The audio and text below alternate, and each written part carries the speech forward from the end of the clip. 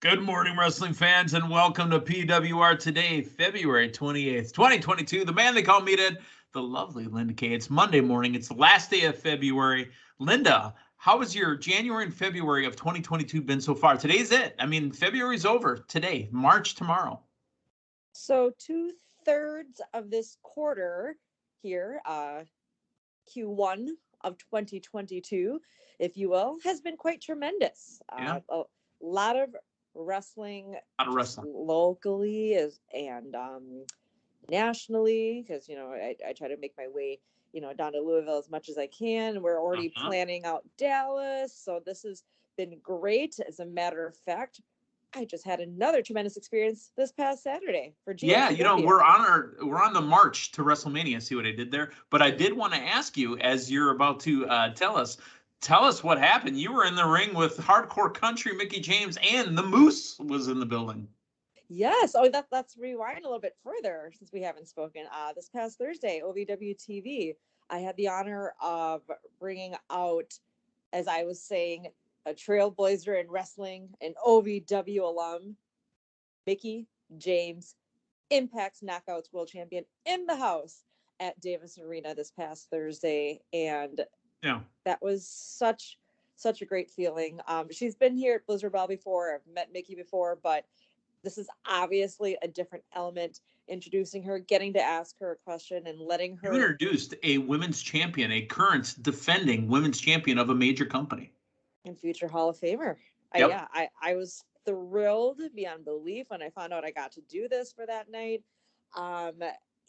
Even though I just asked her a simple question, but I gave her the reins, gave her the mic, because I knew she had a lot to say, to the OVW faithful, as she once was an OVW faithful. I mean, a lot of her career, man, just bloomed out of the years at OVW. So she had a lot of great things to say about the company. And then before I could even ask her much more, Impact World Champion Moose comes out and interrupts Mickie, and they had a little bantering back and forth. I had to get out of the ring because I wasn't sure what was going to happen.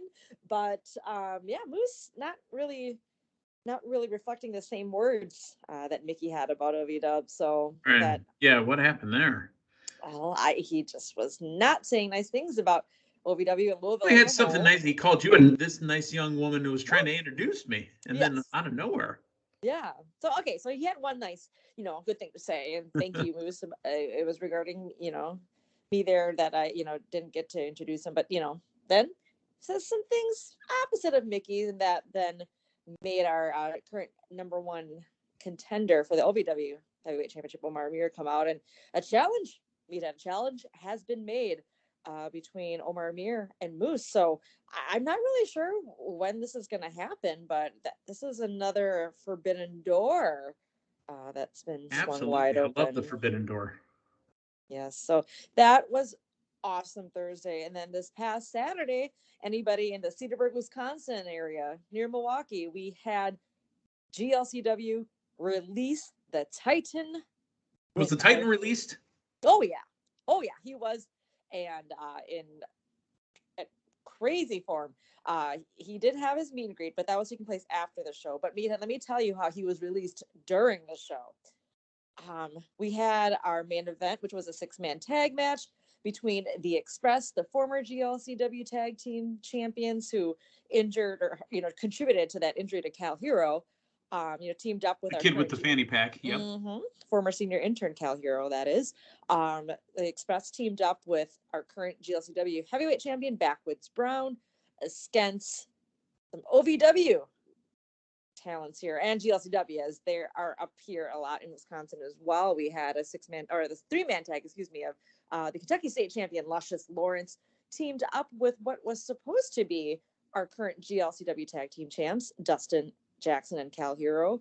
But obviously, as we all know, Cal recently just had surgery on his shoulder, which will sideline him for a bit. I understand that very closely.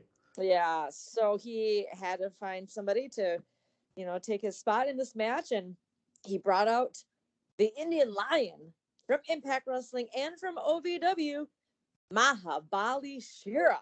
Nice. In the house, and that was an awesome match. But at one point, the good guys were down. Cal brave Cal hero, even with his shoulder in a sling, made his way into the ring on his own.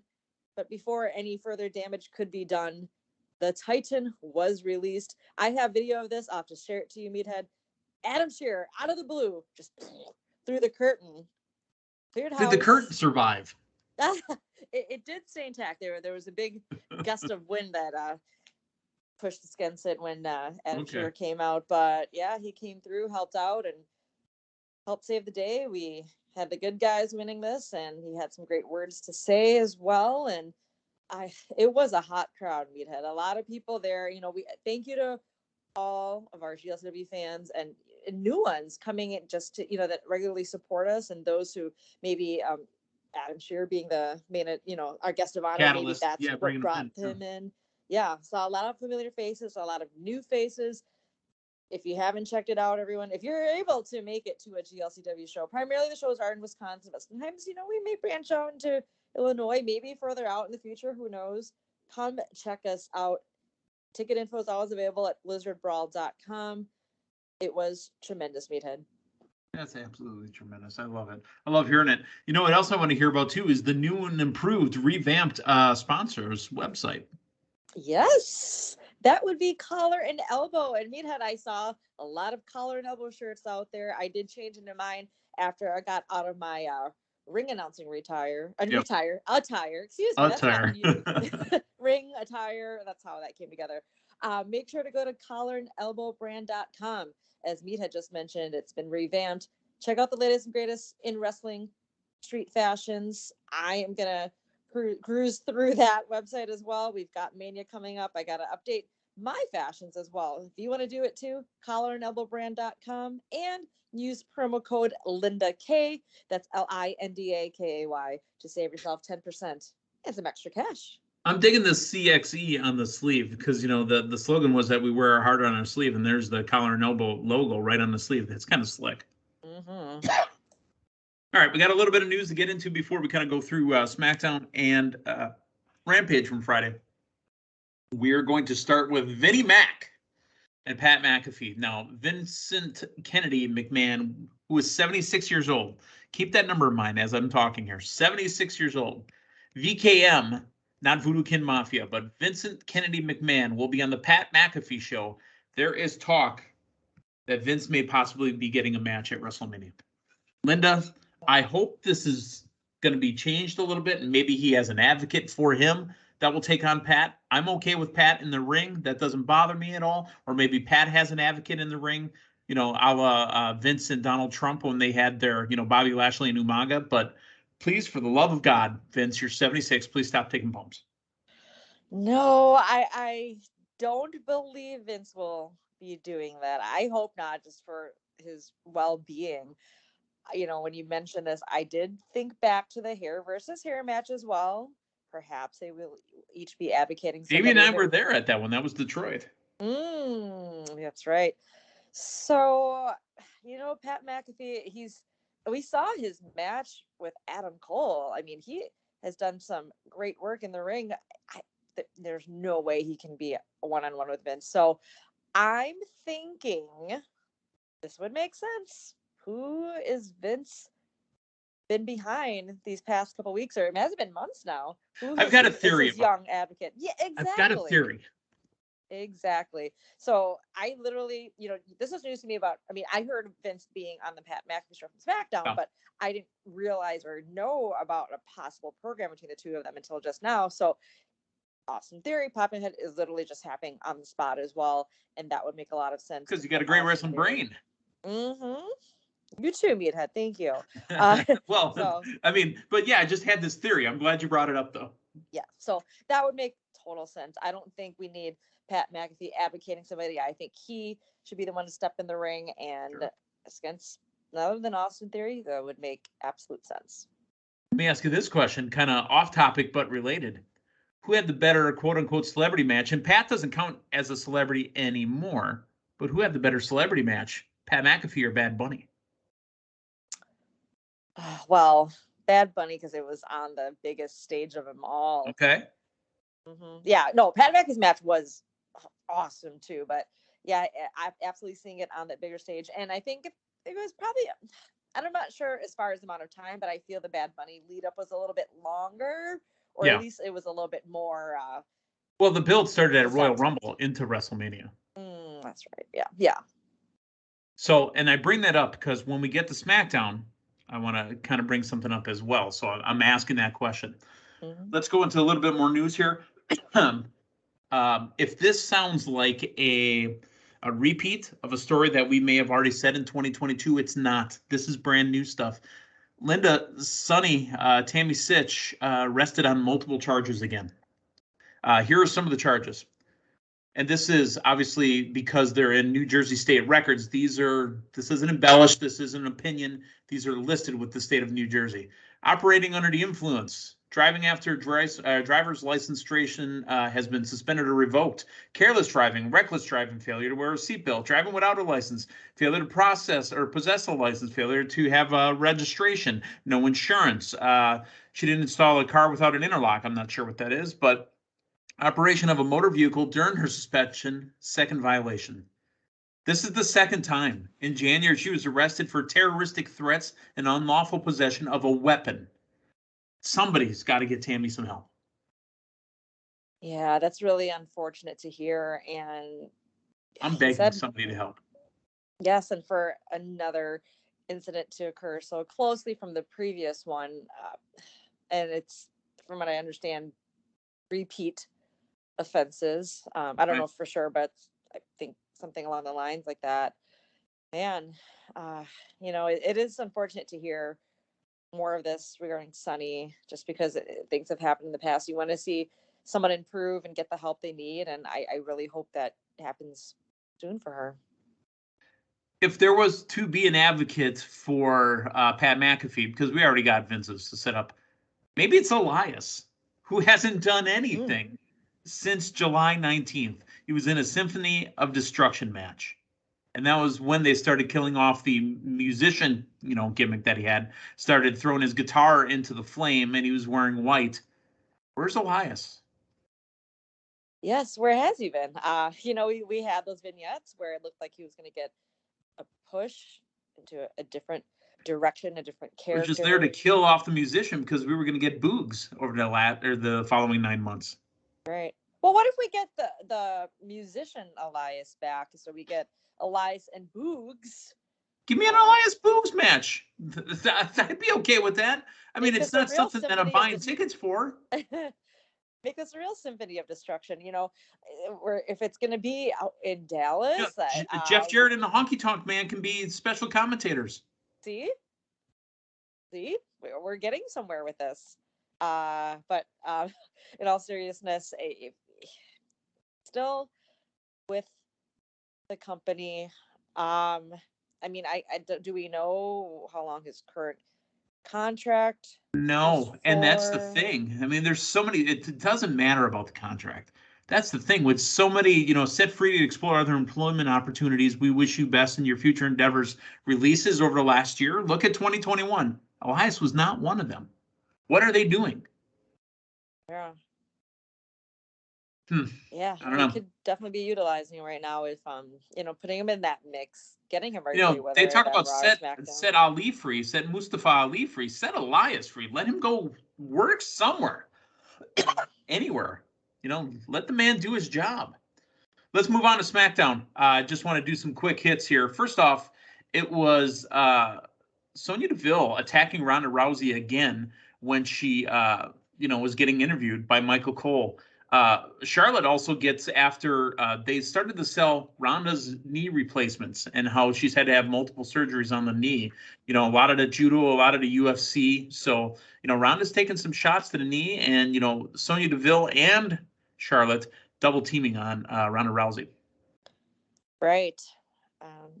We figured there's going to be something that would take Ronda down, and that would be presented to us in the light. And obviously, yes, it would be the knee.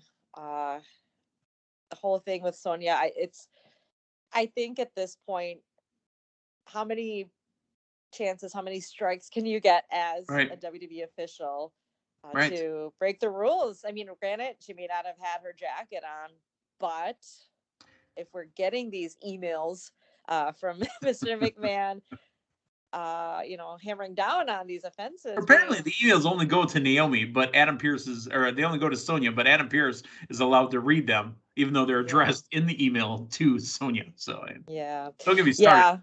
Yeah. Well, this leads to us later finding out that Sonia's going to get a match against Ronda next week, I believe, on Smackdown, but there'll be some shenanigans from her WrestleMania opponent happening that. But that being said, we're still weeks out from Mania.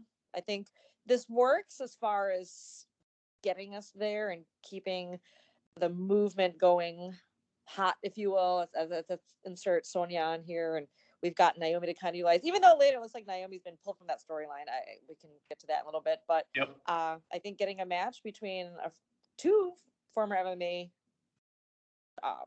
People forget about Sonia and her martial arts background. Yeah, I'm into that. Absolutely, as you know. So, too. I'm into Sonia. I've always liked Sonia. I mean, just because she's the character she is now doesn't mean that I don't enjoy Sonia on TV. Real quick, we had Big E and Kofi defeating the Lethal Lovers. Remember, they're not the New Day anymore. We had Xia Li, the Defender, defeating Natalya. But I kind of prefaced this a little bit earlier. Sami Zayn attacks Johnny Knoxville during his Intercontinental title celebration. There's going to be a match most likely between Sami Zayn and Johnny Knoxville. So Johnny Knoxville, now as we talk about Pat McAfee and Bad Bunny, he's got a bar that's been set. Does Johnny Knoxville beat that bar? I didn't think that this match doesn't have to be for a title. I think this could have been something to showcase a funny ha-ha celebrity moment for WrestleMania. Remember, he's not just a funny ha-ha celebrity. He is a stuntman. I mean, Jackass is called Jackass because he does stuff that just doesn't make sense. But at the true heart of it, Johnny Knoxville is a stuntman.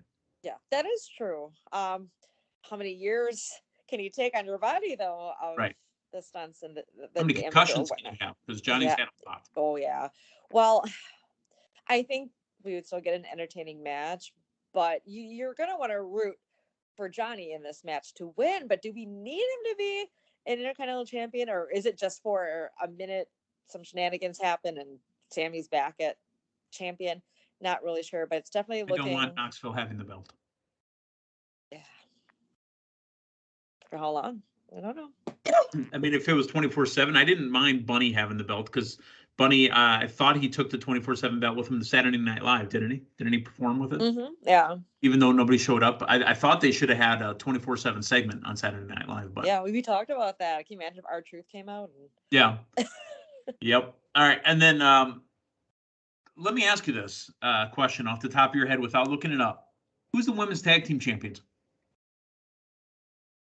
Carmella and Queen Zelina. Look at you. Nobody else knows, but that's why we got you on the program. Sasha Banks defeats Shotzi, and then afterwards, she had Naomi sitting ringside. Apparently, Naomi has moved on from Sonia, and Naomi came in and said, Sasha and I are the next WWE Women's Tag Team Champions. Well, the Women's Tag Team Championships are on the line soon again, probably at WrestleMania. On two different shows, though. Yeah, I mean, though I know there's just one women's tag team, okay, but we're bringing in both brands, which there's also that title unification match too at Mania. That's the thing. You know what? For the first time this last Friday, they said the phrase title unification. I thought it was title versus title. Title unification, folks, means that you blend the two belts into one. Title versus title just means the winner has two. I think WWE's skirting along the line here, and I think they're going to play it whatever way they feel like. I don't think that they're going to unify the two world champions. Really? Even though it's been thrown. It's title versus title. Right. That's why. So let's say hypothetically Roman wins, right? And he takes the WWE championship. He could be forced into a WWE championship match and lose that and still have his record reign as a universal champion. Oh, okay, I see. Yeah, that would be a little misleading then, because in my mind, when I hear it started when Brock, remember when Bobby was still champ saying, I'm going to win this and it's going to be, or I'll have the two title. I'll be a double champion, et Double cetera, et champion, cetera. right? That would mean that it's title versus title, not unification. Right, Double champion right. is different. Well, now it's being dubbed the greatest WrestleMania match of all time for this title unification. Right. So sounds like it's going to be one. Do you think the belt will be a mix of black and blue? I would like a black and red belt. It'd be black and blue though, because the Universal Championship. I mean, I meant red and blue. Sorry. Oh, red Raw, blue SmackDown. I see. You know, that's a marketing thing, right? They choose those colors because those are the two most. There's a phrase for it in marketing. Distinct. Distinct, yeah. Red one, blue the other. Those are the two colors. If you ever look, like, I mean, police, lights on their cars are always red and blue. Mm-hmm. All right, let's talk about the main event segment. Not really the main event match, but Roman Reigns. Excuse me. You thought he was in God mode before that promo on Friday night?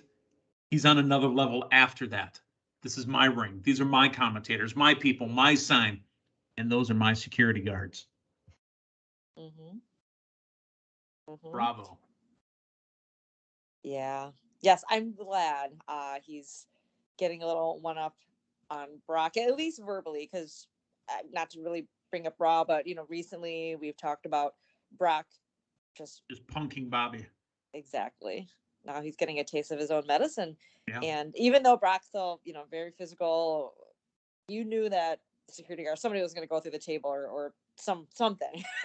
Well, he cleared the security crew. Just cleared them out. Right. But yeah, Roman Reigns, I'm digging this. And especially with the crowd, a lot of the crowd behind Brock as well. We have the fun-loving farmer Brock, but then we also have those that are loving this Roman, even though Roman is the heel. But I worried because it's like you want Roman, he's this dominating champion. You want him to still get the cheers, but then you don't want it diluted out from Brock Lesnar. However, Brock is the face and Roman's a heel, so I'm not sure if my point is really coming into play here. No, you're doing fine. It's muddled, is what it is. He is the number one guy in the company. He is the face of the company, and currently the face is a heel, pun intended. But I mean, Brock Lesnar is being brought down to Roman Reigns' level technically, because as he was just dominating over on the Raw side, he's been brought down a little bit because Roman Reigns is on another level, a whole nother level. So this is making for quite possibly the biggest match in the history of WrestleMania. There you go. Exactly. Let's talk Rampage real quick before we get out of here for the morning. Here's the four matches we had. Sammy Guevara and Andrade El Idolo for the TNT Championship, with Sammy Guevara winning and retaining. However, I still ask out loud, why the two belts? If Cody's not there and they've been unified, because that was a unification, why the two belts? And they're exactly the same. Well, one's gold, I think one is red, but it's the same belt. Yeah. Yes. That's what But it's the same title belt. Yeah. There's got to be some reasoning to that. Maybe double or nothing. I'm just going down the line. This double or nothing is going to be Memorial Day weekend in Vegas. So, yeah, it's a little too soon to try to make this something before Revolution. If it becomes one single belt, it's been unified. I think it's done after Revolution. Physically. Yeah. Okay. How about QT Marshall coming out after the commercial with a microphone looking for Hook? Hook didn't even phase that dude, or Hook that wasn't even phased. He came out in a hooded sweatshirt and just took care of business and left. That's my guy right there. I pop for that music. Mm-hmm. Yeah, that was pretty funny, especially one of the QT's proteges that it's like nope. Back down the ramp. Yep. All right. Wardlow and Nick Camarado. Wardlow went right through Nick Camarado, and Matthew had the question: does he do the symphony of power bombs? Oh, he did them. Yeah, and I know you guys discussed the size of Nick Camarado. That he's not a small dude. He's not Hook. He's Wardlow size. Mm-hmm. Serena Deeb with a lot of hair in the body as well. That's Serena Deeb, the 5-minute rookie challenge. The professor takes on Kayla Sparks. I think it was like 2 minutes, but went right through Sparks in the Serenity Lock. Yeah. I wonder how many weeks. Did they say how many weeks we're getting the Professor's Challenge? No, I think it's going to go on until they feel it doesn't need to go on anymore. I'm okay with it. Mm-hmm. Yeah. The contract signing between the AEW Women's Champion, Dr. Britt Baker, DMD, and my girl, Thunder Rosa. Yeah. I thought this was a great confrontation. I loved how I recall Britt doing more of the talking, but you had Rosa standing up in her face. Like, she didn't have to say much. Rosa, I mean, Britt was just bringing up relevancy about, once again, the lights out match. Who did everyone talk about? Who was the bigger star from it, even though Britt didn't win? This is another great one to see. I know we had a taste of it. It was a couple of weeks ago where I think it was like a 6-woman tag where you at one point had Thunder and Britt in the ring and the crowd was going nuts. And this time we're going to get that one-on-one match again, this time for the title. And I know you and Matthew discussed it last week, but the thoughts and feel of the titles changing hands here. And I can see that happening as well. In the main event, freshly squeezed Orange Cassidy took on the Acclaim's Anthony Bowens for a Face of the Revolution qualifying match. The ring crew, there was a member of the ring crew that looked familiar and snuck up behind Max Caster. It was Danhausen.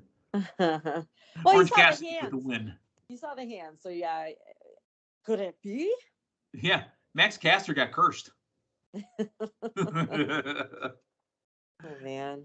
I don't think he's not wrestled yet either. Or I don't think we've heard him talk, but you know what? I'm entertained. Oh, yeah. Absolutely. Very good. Very evil, right? Yes, very evil. Yes. Mm-hmm. That was Rampage from Friday night. We've got more Raw action tonight as well. We got more news and we got more shows coming up this week. So for Linda Kay, the man to call me today, thanks for stopping by. We'll talk to you guys tomorrow morning. So long, everyone.